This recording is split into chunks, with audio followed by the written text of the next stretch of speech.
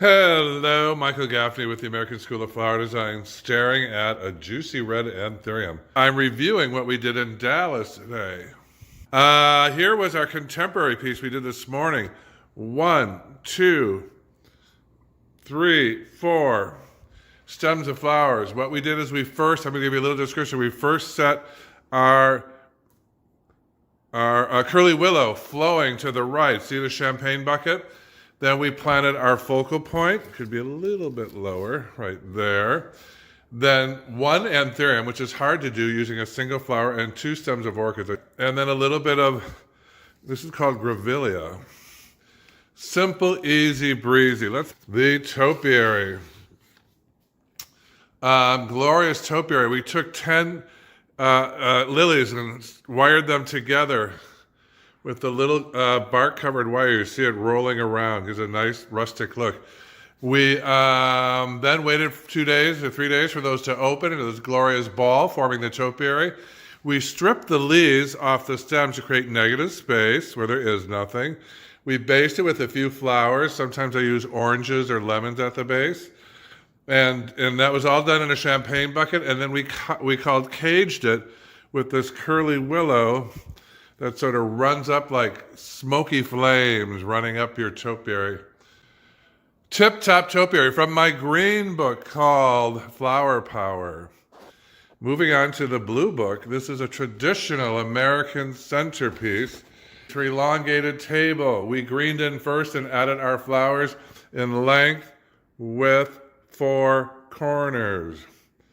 That's the secret to that one. Here we have our companion pieces, and these lily strings were attaching the 2 of them, sort of tying them together like a bridge. We had several of them, several strands.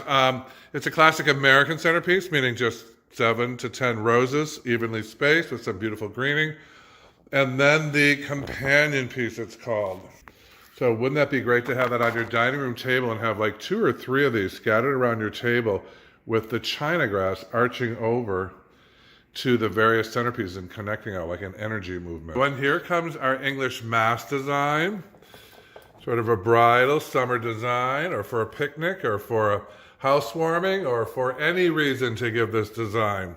It was basically done, we started with the focal point of 3 roses. We surrounded it with hydrangeas, green and white. And then we thread the other flowers through the ball like a pincushion. That was our English mass design. Then we're on to our Dutch Flemish inspired, like an old world painting on the wall. This one was done with loose abandonment. We have the hydrangeas hanging here instead of looking perky. We have flowers hanging instead of looking upright, downright upright, which is what you do in flower design. You want everything to look healthy and pointing up. And there is about 1/3 of the collection of flowers we did this week.